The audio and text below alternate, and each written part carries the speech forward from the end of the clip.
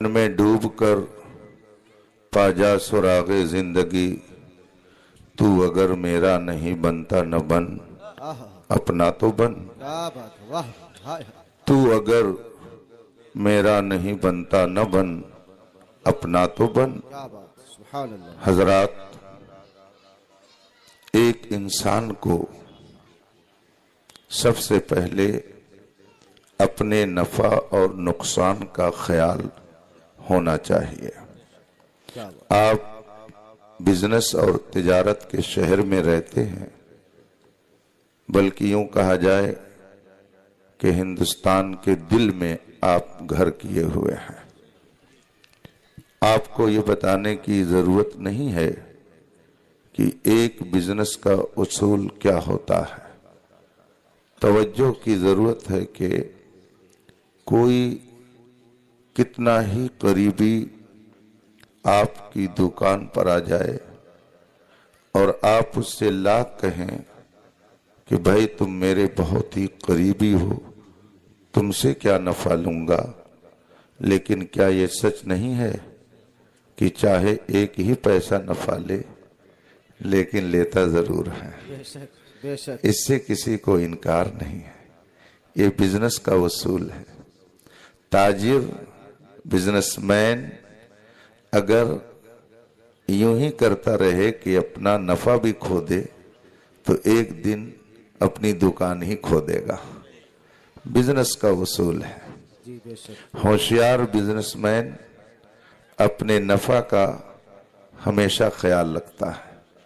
یوں ہی ایک ہوشیار انسان کو چاہیے کہ اپنے نفع اور نقصان کا ہمیشہ خیال رکھے، اور نفع اور نقصان بنانے والا جتنا جانتا ہے اتنا کوئی نہیں جانتا۔ یہ مائک خراب کیسے ہو جاتا ہے اور صحیح کیسے ہوگا، جس نے اس کو بنایا ہے وہ جتنا بہتر طریقے سے جانتا ہے کوئی دوسرا نہیں جان سکتا۔ اس مائک کی سیفٹی کیسے ہوگی، اس کو کہاں رکھا جائے تاکہ یہ محفوظ رہے، بنانے والا اس کا اصول دے دیتا ہے۔ اگر پانی میں ڈال دو گے خراب ہو جائے گا، ایسے ہی پڑا رہے گا خراب ہو جائے گا، اس کو باکس میں رکھو گے تو محفوظ رہے گا۔ یہ سب اصول بتائے جاتے ہیں۔ اگر ایک کمپنی کوئی قیمتی سامان بناتی ہے تو پھر اس کی سیفٹی کا سسٹم بھی بتاتی ہے کہ اس کو ایسے محفوظ رکھا جائے گا۔ آپ غور فرمائیں کہ اگر ایک معمولی سے مائک کی حفاظت کے لیے مائک بنانے والے نے کچھ اصول بنایا ہے، تو جس خالق کائنات نے اس دنیا میں سب سے عظیم حیثیت سے انسان کو پیدا کیا، کیا انسانوں کی سیفٹی کے لیے اس نے قانون نہیں بنایا ہوگا؟ کیا اس نے انسانوں کے لیے اصول نہیں بتایا ہوگا کہ اگر تم یوں کرو گے تو تمہارے لیے کامیابی ہے، اور اگر یوں رہو گے تو تمہارے لیے ناکامی ہے؟ جیسے ایک مائک بنانے والا خوب سمجھتا ہے مائک خراب کیسے ہوگا اور صحیح کیسے رہے گا، ایسے ہی بلا تشبیہ و تمثیل جس نے انسان کو بنایا ہے وہ جتنا بہتر طریقے سے یہ بتائے گا کہ انسان کامیاب کیسے ہوگا اور ناکام کب رہے گا، اور کوئی دوسرا نہیں بتا سکتا ہے۔ قرآن کریم یہ آسمانی کتاب ہے، 1400 سال سے اس کا اعلان ہے، ذالک الکتاب لا ریب فیہ، یہ وہ کتاب ہے جس میں شک و شبہ کی کوئی گنجائش نہیں۔ اور اگر کوئی شبہ کر رہا ہے تو قرآن بہت پیار سے کہتا ہے وَإِن كُنتُمْ فِي رَيْبٍ مِّمَّا نَزَّلْنَا عَلَىٰ عَبْدِنَا فَأْتُوا بِسُورَةٍ مِّن مِّثْلِهِ، اگر تمہیں شبہ ہے کہ یہ خدا کا کلام نہیں ہے تو ایسے ہی تم بھی کچھ بنا کر کے دکھا دو جس کے اندر وہ کمالات، وہ معانی، وہ معارف، وہ علوم پوشیدہ ہوں جو قرآن کریم کے اندر اللہ نے رکھا ہے۔ 1400 سال سے قرآن کہہ رہا ہے جھگڑے مت کرو، لڑائی مت کرو، فتنہ اور فساد نہ کرو، اس جیسا تم بھی کوئی کلام پیش کر دو، بس اتنا کر دو، جھگڑا مت کرو۔ قرآن کہتا ہے واللہ لا يحب الفساد، اللہ فتنہ اور فساد کو پسند نہیں کرتا ہے۔ قرآن کہتا ہے کہ اگر کسی سے بحث بھی کرنی ہو تو جادلہم باللتی ہی احسن، جو سب سے بہتر اور خوبصورت طریقہ ہے اس طریقے سے مجادلہ کرو، اس طریقے سے بحث کرو۔ گالی گلوچ کرنے کی کیا ضرورت ہے؟ ہمارے اسلام نے تو یہاں تک فرمایا، قرآن کریم کا اعلان ہے لا تسبوا الذین یدعون من دون اللہ فیسبوا اللہ عدوا بغیر علم، جن کو دوسرے لوگ پوچھتے ہیں تم انہیں بھی برا مت کہو، ہو سکتا ہے کہ وہ عدم علم کی بنیاد پر تمہارے سچے خدا کو الٹ کر کے کچھ کہہ دے، اس لیے گالی دینے کی اجازت شریعت دیتی ہی نہیں ہے۔ گفتگو میرے آقا ایسی فرماتے کہ دشمن بھی ان کی بات کو سن کر کے متاثر ہو جاتا، بلکہ شاعر کہتا ہے یوں مسکرائے جان سی کلیوں میں پڑ گئی، یوں لب کشا ہوئے کی گلستہ بنا دیا۔ بڑے بڑے دشمن، مخالفین، نبی کے باغی، نبی سے عداوت رکھنے والے دربار مصطفیٰ میں پہنچتے، کردار دیکھتے، اخلاق دیکھتے، گفتار دیکھتے، مہربانی دیکھتے، رحمت دیکھتے، شفقت دیکھتے، اعلان کر دیتے لا الہ الا اللہ محمد الرسول اللہ۔ مجھے یاد آتا ہے مکہ مکرمہ سے جب رسول پاک نے ہجرت کی اور مدینہ طیبہ جلوہ گر ہوئے، اس وقت اس علاقے میں یہودی اچھی خاصی تعداد میں آباد تھے، بلکہ بڑے بڑے علماء یہود مدینہ طیبہ اور اس کے گرد و نواح میں بسے ہوئے تھے۔ ایک دن ایک بہت بڑا یہودی عالم رسول پاک صلی اللہ علیہ وسلم کی بارگاہ میں حاضر ہوا اور اس نے کہا اے محمد عربی، میں نے یہ سنا ہے کہ آپ نبوت کا دعویٰ کرتے ہیں اور کہتے ہیں کہ میں اللہ کا نبی ہوں، اللہ نے مجھے اپنا رسول بنا کر بھیجا ہے، کیا آپ یہ دعویٰ کرتے ہیں؟ میرے آقا صلی اللہ علیہ وسلم نے ارشاد فرمایا ہاں بے شک میں اللہ کا نبی ہوں، اللہ نے مجھے اپنا پیغام بندوں تک پہنچانے کے لیے مقرر کیا ہے، میں اس کا رسول ہوں، اس کا نبی ہوں۔ اب وہ یہودی عالم کہتا ہے کہ اگر آپ اللہ کے نبی، اللہ کے رسول ہیں تو میں آپ سے کچھ سوال کروں گا، اگر آپ ان سوالوں کا صحیح جواب دے دیں گے تو میں مان لوں گا کہ آپ یقیناً اللہ کے نبی ہیں۔ میرے آقا صلی اللہ علیہ وسلم نے ارشاد فرمایا بتاؤ تمہارا سوال کیا ہے؟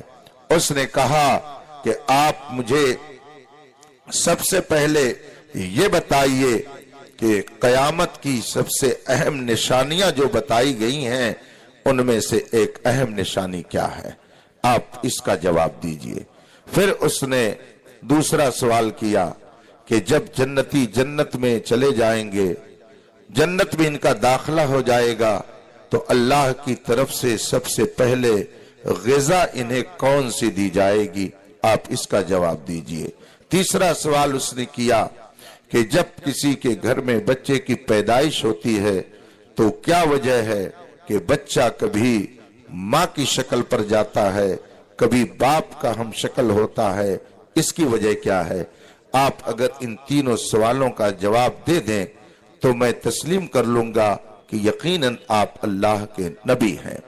اللہ کے رسول صلی اللہ علیہ وسلم نے تینوں سوالوں کا انہیں جواب دے دیا۔ وقت نہیں ہے ورنہ تفصیل سے بتاتا۔ تینوں سوالوں کا جواب دے دیا۔ مدینے کے یہودیوں میں سب سے بڑے عالم تھے، جو ہی انہوں نے تینوں سوالوں کا جواب سنا، بغیر چوں اور چرا، بغیر لما اور کیفا، بغیر ای و آن، فوراً کہا اشہد اللہ الہ الا اللہ و اشہد ان محمدن عبدہ ورسولہ، میں گواہی دیتا ہوں کہ خدا کے علاوہ کوئی لائق عبادت نہیں، اور گواہی دیتا ہوں کہ بے شک آپ اللہ کے رسول ہیں۔ جو ہی رسول پاک صلی اللہ علیہ وسلم کی غلامی کا پٹا انہوں نے اپنے گلے میں ڈالا، اس کے بعد عرض کی یا رسول اللہ، آپ جانتے ہیں کہ میری قوم غلط پروپگنڈا کرنے میں بہت آگے ہے۔ اپنی قوم کا وہ حال بتا رہے ہیں۔ یہودیوں کی تاریخ انہوں نے چند جملوں میں بیان کر دی۔ فرمایا میں یہودی قوم سے تعلق رکھتا تھا، یا رسول اللہ میری قوم غلط پروپگنڈا کرنے میں بہت ماہر ہے، وہ غلط پروپگنڈا کر کے لوگوں کو مس گائیڈ کرنے کا ہنر بہت جانتی ہے۔ اللہ کے رسول نے فرمایا کہ تو آپ کیا چاہتے ہو؟ انہوں نے عرض کی یا رسول اللہ میرے بارے میں جب میری قوم سنے گی کہ میں آپ کا غلام ہو گیا ہوں تو میرے خلاف بھی غلط پروپگنڈا کرنے میں وہ پیچھے نہیں رہے گی، اس لیے آپ انہیں بلا کر کے میرے بارے میں کچھ معلوم کر لیجئے کہ میں اپنی قوم میں کیسا تھا۔ میرے آقا صلی اللہ علیہ وسلم نے فرمایا کہ ٹھیک ہے۔ اب وہ کہتے ہیں یا رسول اللہ میری قوم کے جب اہم لوگ آئیں گے تو میں آپ کے سامنے نہیں رہوں گا، میں کمرے میں چھپ جاؤں گا۔ میرے آقا نے فرمایا کہ ٹھیک ہے۔ بھیجا رسول پاک صلی اللہ علیہ وسلم نے یہودیوں کے بڑے بڑے علماء کے پاس، معززین یہود کے پاس بھیجا کہ جاؤ فلاں فلاں کو بلا کر کے دربار میں لے آؤ۔ اب ایک قاصد نے جا کر ان سے کہا چلو آپ لوگوں کو رسول پاک بلا رہے ہیں۔ یہودیوں کے کئی عالم اور ان کے معزز لوگ رسول پاک کے پاس آئے اور سامنے بیٹھ گئے۔ جنہوں نے اسلام قبول کر لیا تھا وہ اندر چھپ گئے۔ بخاری شریف کے اندر یہ پوری تفصیل موجود ہے۔ اب اللہ کے رسول صلی اللہ علیہ وسلم نے ان سے پوچھا کہ یہ تو بتاؤ کہ فلاں آدمی تمہاری قوم میں کیا پوزیشن رکھتا ہے، اس کی کیا حیثیت ہے، وہ تمہارے درمیان کیسا آدمی ہے؟ سب نے بیک زبان کہا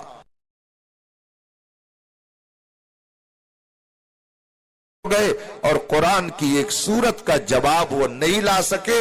اس سے پتا چلا ہے قول محمد قول خدا، فرمان نہ بدلا جائے گا، بدلے گا زمانہ لاکھ مگر قرآن نہ بدلا جائے گا۔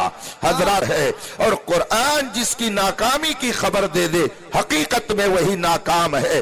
خدا نے انسانوں کو بنایا تو اس سے بہتر کون جان سکتا ہے کہ انسان کی کامیابی کا راز کس میں ہے؟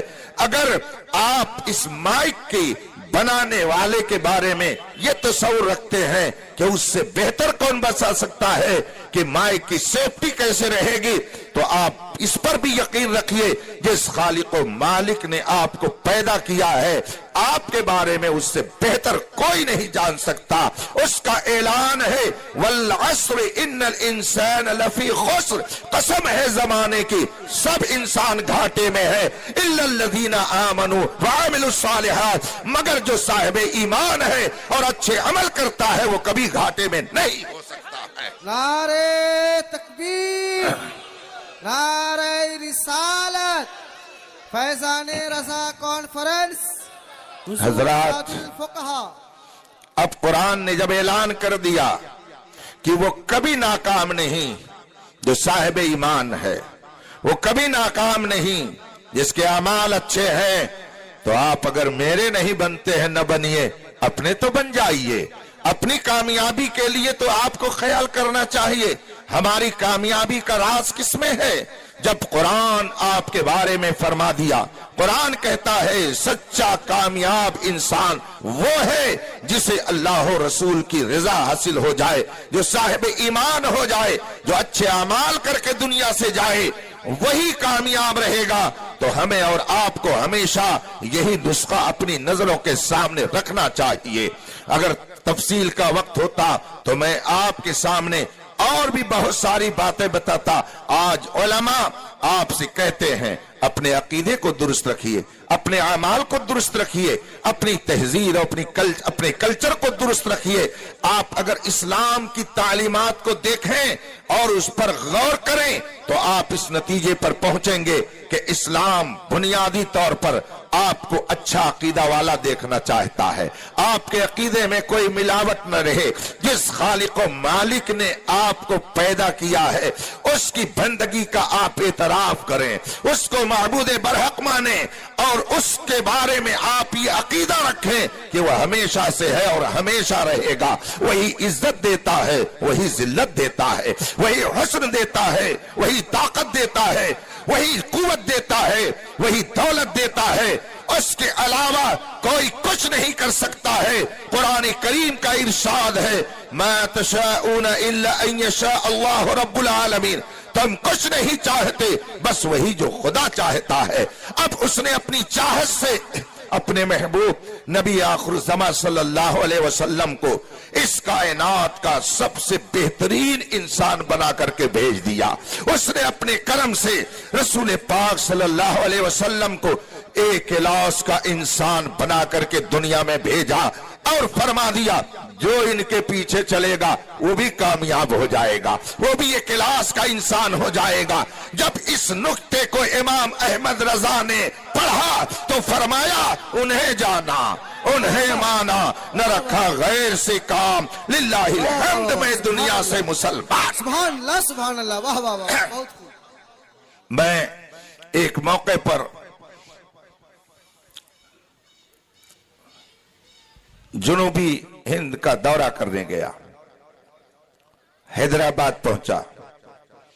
ایک عظیم ادارے کے ایک استاد سے ملاقات ہوئی, ایمانیات کے حوالے سے کچھ دیر گفتگو ہوئی, عقائد پر باتیں ہوئیں. اسی دوران انہوں نے کہا مولانا دنیا کہاں سے کہاں پہنچ گئی, آپ انہی مسائل پر گفتگو کریں گے. میں نے عرض کی بہت ہی ادب سے مولانا دنیا کہیں سے کہیں پہنچ جائے, دنیا کہیں سے کہیں چلی جائے, مگر ایمان و کفر کا مسئلہ ایسا ہے کہ یہ قبر میں بھی جائے گا, یہ قبر میں بھی جائے گا. نہ گورے سکندر ہے نہ قبر دارا, مٹے نامیوں کے نشاں کیسے کیسے, جن کے محلوں میں ہزاروں رنگ کے فانوس تھے, جھاڑ ان کی قبر میں ہے اور نشاں کچھ بھی نہیں. جن کی آمد کی صدا سے گونجتے تھے آسماں, گورے بغلی کی جھپٹ میں پہلواں کچھ بھی نہیں. نمرود نے خدائی دعویٰ کیا لیکن نہ وہ رہ گیا نہ اس کے ماننے والے رہ گئے, مگر سیدنا ابراہیم علیہ السلام کا ذکر جمیل کل بھی ہو رہا تھا, آج بھی ہو رہا ہے اور انشاءاللہ صبح قیامت تک ہوتا رہے گا. فرعون نے خدائی دعویٰ کیا, اپنی طاقت کے نشے میں اس نے حضرت موسیٰ کو معاذ اللہ رب العالمین ختم کرنا چاہا, لیکن اس کا وجود ختم ہو گیا. موسیٰ کل بھی زندہ, آج بھی زندہ, صبح قیامت تک زندہ رہیں گے. قارون کو اپنی دولت پر گھمنڈ تھا, وہ کہاں گیا اس کا کچھ پتا نہیں. اور رسول پاک صلی اللہ علیہ وسلم کی مقدس جماعت کے وہ انبیاء کرام, وہ رسولان اعظام جن کے مقابل میں باطل آتے رہے, ان سب کا وجود ختم, اور اللہ والے کل بھی زندہ تھے, آج بھی زندہ ہے. ابو جہل کا جو حال تھا وہ آپ دیکھ رہے ہیں کہ اس نے اسلام اور رسول پاک صلی اللہ علیہ وسلم کی تعلیمات کے خلاف بغاوت کا علم بلند کر رکھا تھا, مگر اس کا نام و نشان مٹ گیا. مصطفیٰ کی وفادار کل بھی زندہ تھے, آج بھی زندہ ہے. اگر آپ میرے نہیں بنتے ہیں نہ بنیے, مگر اپنے تو بن جائیے. اپنے بننے کا مطلب یہ ہے کہ دنیا سے جانے کے بعد کامیابی کس میں ہے اسے آپ کو خود فیصلہ کرنا چاہیے. اگر قرآن کریم نے یہ فرمایا سب انسان گھاٹے میں ہیں, مگر جس کا ایمان صحیح, جس کے عمل صحیح, وہ کبھی گھاٹے میں نہیں, تو اس پر عمل کیجئے, انشاءاللہ یہاں بھی کامیاب رہیں گے اور وہاں بھی کامیاب رہیں گے. نعرہ تکبیر. یاد رکھیے اس وقت آپ سے مراد امت مسلمہ کئی نہج اور کئی زاویے سے اسلام مخالف طاقتوں کے نشانے پر ہے. میں آپ لوگوں کی دعاؤں سے ہندوستان کے اکثر و بیشتر صوبے اور شہروں میں جاتا رہتا ہوں. ابھی میں نے آپ کو بتایا, کل دوپہر تک میں نے دارالعلوم علیمیہ جمدہ شاہی میں بیٹھ کے پڑھایا, اپنا کام کیا, سوٹ کیس اٹھایا, ایئرپورٹ پہنچا, وہاں سے کلکتہ, پوری رات میں جگا. मुख्तलिफ जगहों पे बयानात हुए, निकाहों में शिरकत, और फिर मैं सुबह आपके पास आ गया।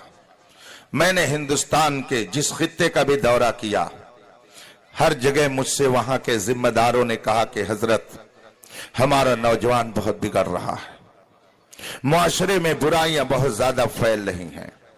खास तौर से नशे के हवाले से अक्सर व बेशतर जलसों में मुझसे कहा जाता है कि हजरत, कौम के नौजवानों को तंबीह कीजिए, जगह जगह के तुझे थक चुके हैं हंगामे, निशाते लज्जते ख्वाबे गिरा बदल डालो, गलत रवि से मनाजिल का बोध बढ़ता है, मुसाफिरों रविशे कारवां बदल डालो। मैं एक सूबे में गया, मेरे पास कुछ जिम्मेदार पढ़े लिखे लोग आए, उसमें कुछ डॉक्टर थे, कुछ इंजीनियर थे, कुछ मास्टर थे। उन्होंने आकर के कहा, हजरत, हमारे एरिया में मुसलमानों के अंदर नशा का कभी कोई मर्ज नहीं था, लेकिन इस वक्त बहुत ही मंसूबा बंद तरीके से हमारे नौजवानों को नशे का आदी बनाया जा रहा है। हमने कहा, इसमें हिकमत क्या हो सकती है? कहा, हजरत आप गौर करें और नौजवानों को कोई बेहतर पैगाम दे। मैंने उनके सामने बहुत सारी बातें रखी। उन्होंने कहा, हजरत बात यही है, मेरे नौजवानों, आप किस दुनिया की रंगीनी में पड़े हुए हो, काश आप अपनी जिंदगी पर गौर कर लेते। खुदा ने आपको दुनिया में भेजा है, आप अपनी मर्जी से नहीं आए। अगर आप खुदा के चाहे हुए बगैर आ जाते तो आप पता नहीं कब का आ जाते। दुनिया का कोई इंसान अपनी मर्जी से नहीं पैदा होता है, सबको खुदा पैदा करता है। आए खुदा की मर्जी से और जाएंगे भी उसी की मर्जी से। अगर कोई ये चाहे कि मैं अपनी मर्जी से जाऊं, तो जितने धुरंधर किस्म के लोग आए थे कोई नहीं जाता। फिरौन भी रहता, नमरूद भी रहता, शद्दाद भी रहता, हैमान भी रहता, अबू जहल भी रहता, उतबा शैबा रहते, मगर दुनिया देख रही है ये जितने ताकतवर आए सब चाहने के बावजूद नहीं रह सके, मौत के मुंह में वो चले गए। तो आए खुदा की मर्जी से और जाएंगे भी खुदा की मर्जी से। अब यहां पर रहना है तो कितने दिन तक रहना है? अल्लाह के रसूल सल्लल्लाहु अलैहि वसल्लम ने एक हदीस में इरशाद फरमाया, अमार उम्मती मा बैन सित्तीना इला सबईन, मेरी उम्मत के अक्सर लोगों की जिंदगियां 60 से 70 साल के दरमियान होंगी। कम वो लोग होंगे जिनकी उम्रें बहुत होंगी, अक्सर व बेशतर वो लोग होंगे जो 60 से 70 साल के बीच इस दुनिया में रहेंगे और उसके बाद इस दुनिया को खैर बात कह देंगे। जरा गौर तो कर ए इंसान, कुरान करीम फरमाता है, या अय्युहल इंसान मा गर्रका बिरब्बिकल करीम, ए इंसान, जिस परवरदिगार ने तुझे हजारों नेमतें दी है उसका दर छोड़ करके, उसके हुक्म को छोड़ करके तू क्यों भटक रहा है, धोखे में क्यों पड़ा हुआ है? उसके दरबार में हाजिर हो जा, तुझे वो यहां भी इज्जत देगा, वहां भी इज्जत देगा। नारे तकबीर, आए नारे रिसालत, फैजाने रजा कॉन्फ्रेंस। आए उसकी मर्जी से, जाएंगे भी उसकी मर्जी से, यहां रहेंगे अपनी मर्जी से। यही तो बात है, आए उसकी मर्जी से, जाएंगे उसकी मर्जी से। काश 70-80 साल रह जाएं उसकी मर्जी से। उसकी मर्जी से अगर रह जाएं तो फिर होगा क्या? खाक होकर इश्क में आराम से सोना मिला, जान की इक्सीर है उल्फत रसूलुल्लाह की। अगर आपने खुदा और रसूल की मर्जी के मुताबिक जिंदगी गुजारी और यहाँ की रंगीनियों से आपने मुंह मोड़ लिया, तो कुरान करीम के फरमान के मुताबिक वलकुम फीहा मा तश्तही अनफुसुकुम वलकुम फीहा मा तद्दऊन, जन्नत में अगर दाखिला हो गया तो जो दिल चाहेगा रब वहां सब तुम्हें अता फरमा देगा।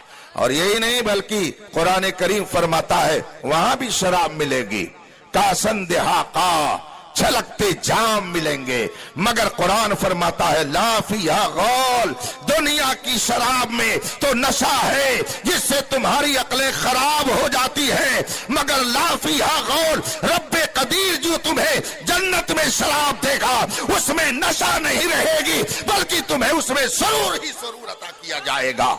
یہ قرآن کہتا ہے دنیا کے ان حالات اور پکھیڑوں کو دیکھ کر کے بھی اگر میرا نوجوان اصلاح نہ کرے تو یہ بہت ہی افسوس کی بات ہے۔ قرآن کریم پر آپ عمل کیجئے، رسول پاک کے ارشاد پر آپ عمل کیجئے۔ میں نے ان لوگوں سے سمجھایا، ان نوجوانوں کو بتایا کہ سنو، آخر اسلام نے نشہ کو اتنی سختی سے منع کیوں کیا ہے؟ دیکھو، اگر تم نشہ خوری کرو گے، تم اگر نشے میں دھت رہو گے، چند سال جب تم اس کے عادی ہو جاؤ گے، خود ہی تم محسوس کرو گے کہ تمہاری ڈیفنس انرجی ختم ہو چکی ہوگی، اندر کی قوت مدافعت تمہاری برباد ہو چکی ہوگی، جذبہ تمہارا برباد ہو چکا ہوگا، اور پھر چہرے کے اعتبار سے جو تمہارے اوپر رونق ہونی چاہیے وہ رونق بھی ختم ہو جائے گی، اندر سے بھی تم برباد ہو جاؤ گے، باہر سے بھی برباد ہو جاؤ گے۔ اس لیے اگر یہ چاہتے ہو کہ اندر سے بھی صحیح رہو اور چہرے کا حسن بھی برقرار رہے تو ایسی چیزوں سے اپنے آپ کو دور رکھو، خدا تمہیں اس کے بدلے جنت میں جو عطا کرے گا اس کا تم تصور نہیں کر سکتے۔ سبحان اللہ، اللہ تبارک و تعالی اپنے حبیب کے صدقے میں ہمارے نوجوانوں کی اصلاح فرمائے۔ کیا ان حالات میں بھی ان سے کہا جائے کہ نماز پڑھو، برائیوں سے دور رہو؟ جگہ جگہ کے تجھے تھک چکے ہیں ہنگامے، نشاط لذت خواب گراں بدل ڈالو، غلط روی سے منازل کا بود بڑھتا ہے، مسافروں روش کارواں بدل ڈالو۔ آج کہا جاتا ہے کہ یہ نوجوان مسلم معاشرے کا یہ ان برائیوں میں ملوث ہے، اس کے باوجود آپ کو احساس نہیں ہوتا ہے۔ علماء جمعہ کے خطابات میں، رات کی تقریروں میں یہی تو آپ کو بتاتے ہیں کہ آپ اگر مصطفیٰ کے وفادار بن کے رہے، اپنی تہذیب، اپنے کلچر، اپنے عقیدے کی حفاظت کرتے رہے تو انشاءاللہ العزیز رب قدیر وہ نعمتیں عطا کرے گا جس کا آپ تصور بھی اس دنیا میں نہیں کر سکتے ہیں۔ مگر آپ، میں کبھی کبھی کہتا ہوں نماز پڑھو، کہیں ایسا نہ ہو کہ چاہ کر کے بھی نہ پڑھ پاؤ، پڑھو ورنہ چاہ کر کے بھی نہیں پڑھ پاؤ گے۔ اسلامی تہذیب کو اپناؤ ورنہ چاہ کر کے بھی نہیں اپنا پاؤ گے۔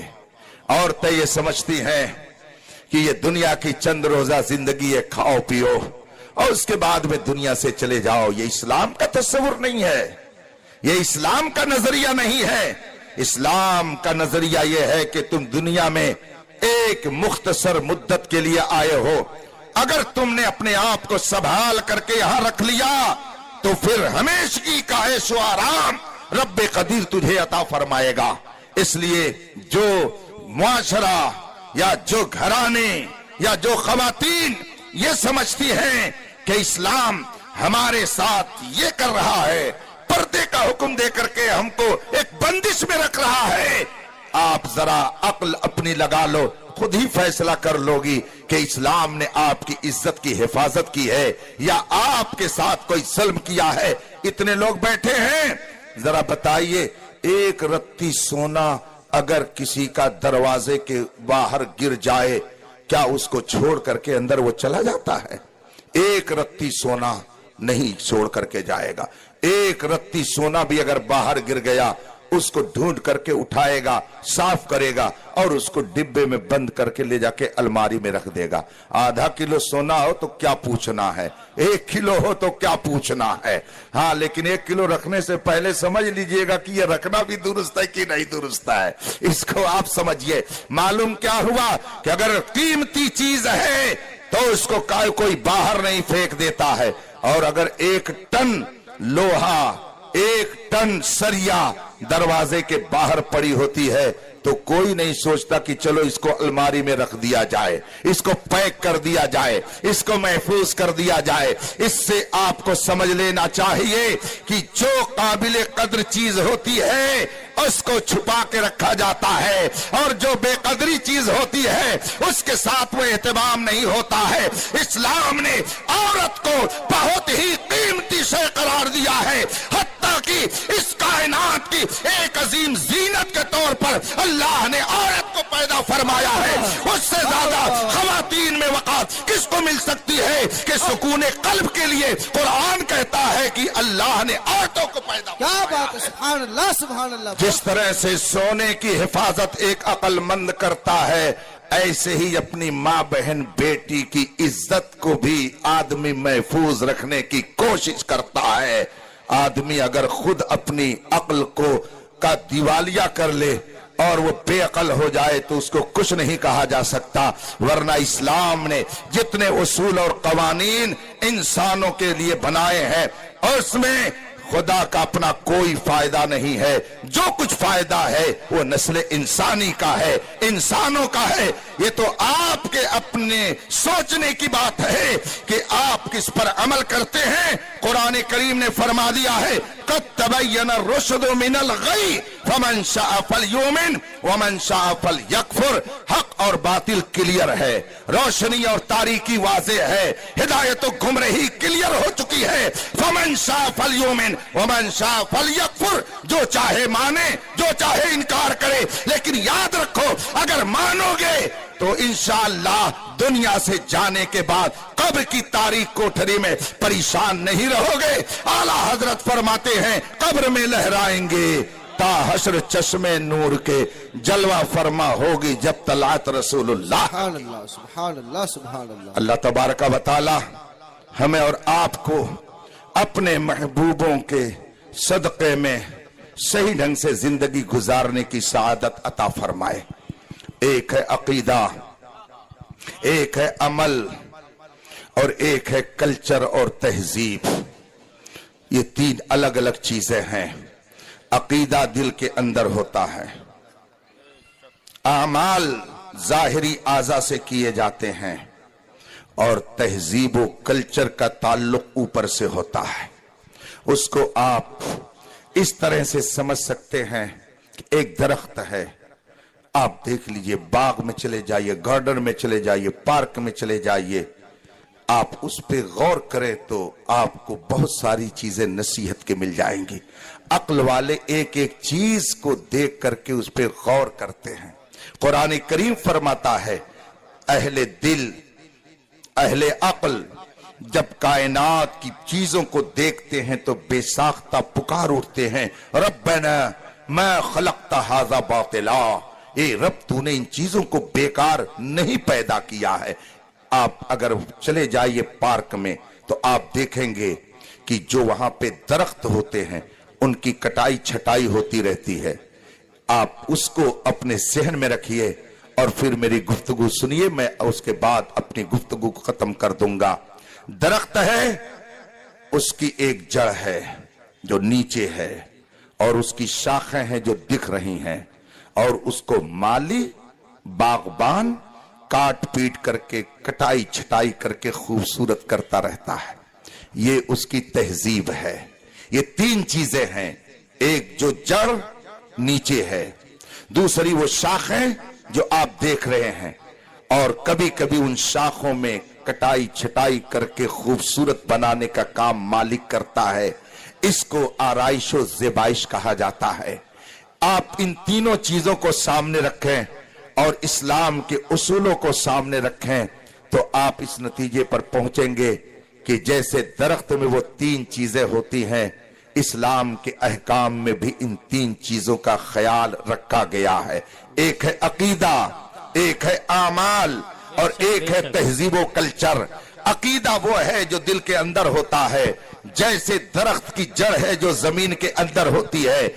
اگر عقیدہ خراب تو جیسے جڑ خراب ہونے پر شاخیں سوکھ جاتی ہیں، بیکار ہو جاتی ہیں، ایسے ہی عقیدہ کے خراب ہونے پر سارے اعمال برباد ہو جاتے ہیں. اس لیے سب سے پہلے انسان کو اپنے عقیدے کی حفاظت کرنی چاہیے. اور عقیدے کے لٹیرے اس طرح سے آج کیڑے مکوڑوں کی طرح گھوم رہے ہیں کہ آنکھ سے کاجل صاف چورا لیں. یہاں وہ چور بلا کے ہیں، تیری گٹھڑی تاکی ہے اور تو نے نیند نکالی ہے. اعلیٰ حضرت نے تنبیہ کرتے ہوئے اسی لیے 100 سال پہلے فرمایا تھا رضا نفس دشمن ہے، دم میں نہ جانا. کہاں تو نے دیکھے ہیں چدرانے والے، سونا جنگل رات اندھیری چھائی بدلی کالی ہے، سونے والوں جاگتے رہیو، چوروں کی رکھوالی ہے۔ پہلے چور الگ طریقے سے آتا تھا، کٹار کٹا بندوق فرسا بالا لاٹھی لے کر آتا تھا، مگر اب چور تو قرآن لے کے آ رہا ہے، چور حدیث لے کر آ رہا ہے، چور تسبیح لے کر آ رہا ہے، چور مصلی لے کر کے آ رہا ہے، اور اس وقت وہ پیسہ نہیں چوراتا ہے بلکہ سونے سے بھی زیادہ جو قیمتی چیز اللہ نے آپ کو ایمان کی شکل میں عطا فرمائی ہے اس کو چورانے کی کوشش کرتا ہے۔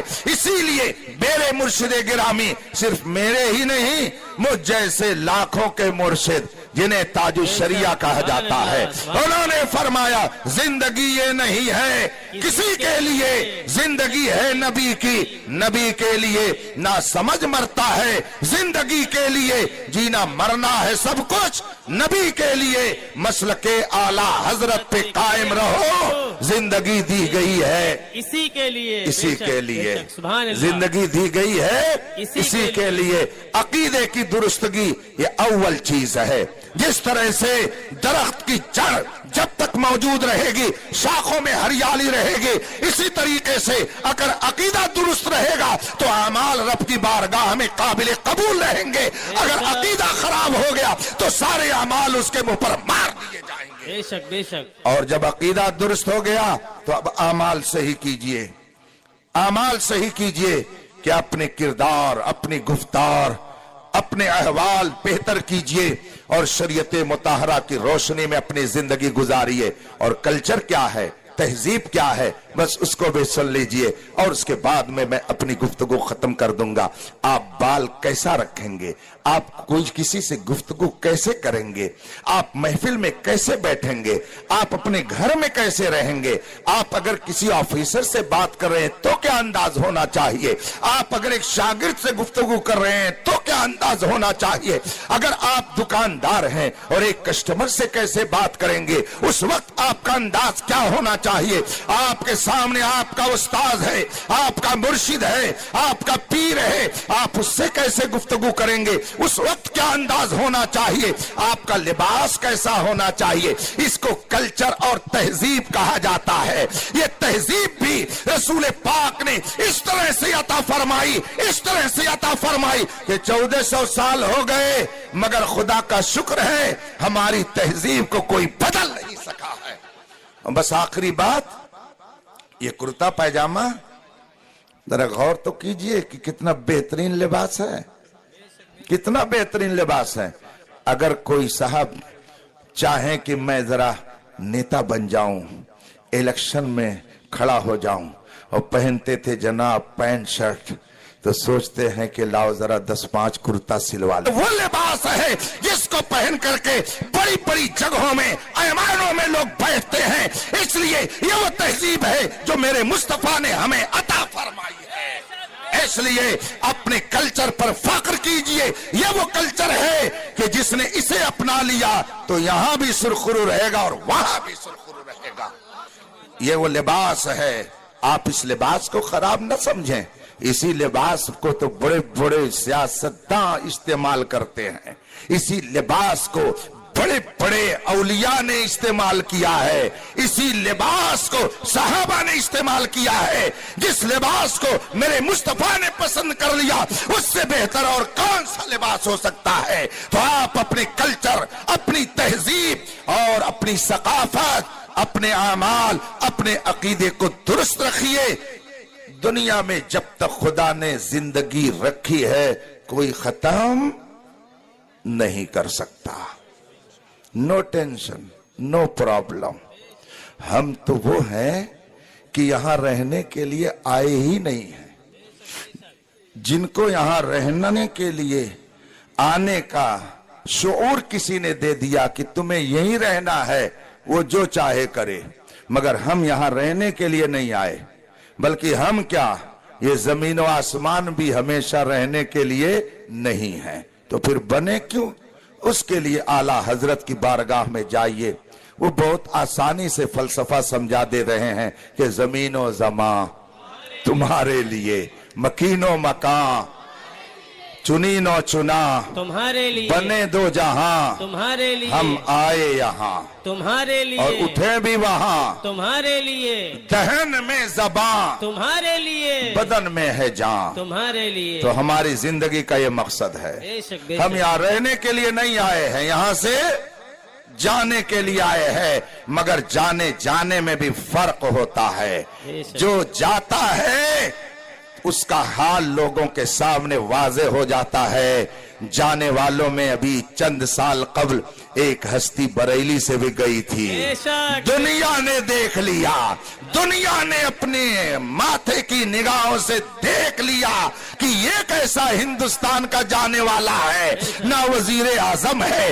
ना सदर जमहूरिया है, ना किसी इलाके का मिनिस्टर है, ना कोई एमपी और एमएलए है, मगर 3 करोड़ लोग पूरी दुनिया से आखिर उसको देखने के लिए आ गए। ये कौन है जो दुनिया से जा रहा है? तो उसने कहा, सुनो सुनो, मैं जा रहा हूं लेकिन कहां जाऊंगा? इसको भी सुन लो, अख्तर कादरी खुल्द में चल दिया। आहा, सुभान अल्लाह, सुभान अल्लाह। अख्तर कादरी खुल्द खुल्द में चल दिया। और ऐसा मत समझिए कि वो अकेले गया, वो कोई और होगा जो सबको छोड़ के चला जाए। फरमाते हैं, मैं तन्हा नहीं जा रहा हूं, याद रखना, मैं तो जा रहा हूं मगर तुम्हें पैगाम दे के जा रहा हूं। अख्तर कादरी खुल्द में चल दिया। खुल्द वाह है हरी कादरी के लिए। बेशक बेशक। अगर आप चाहते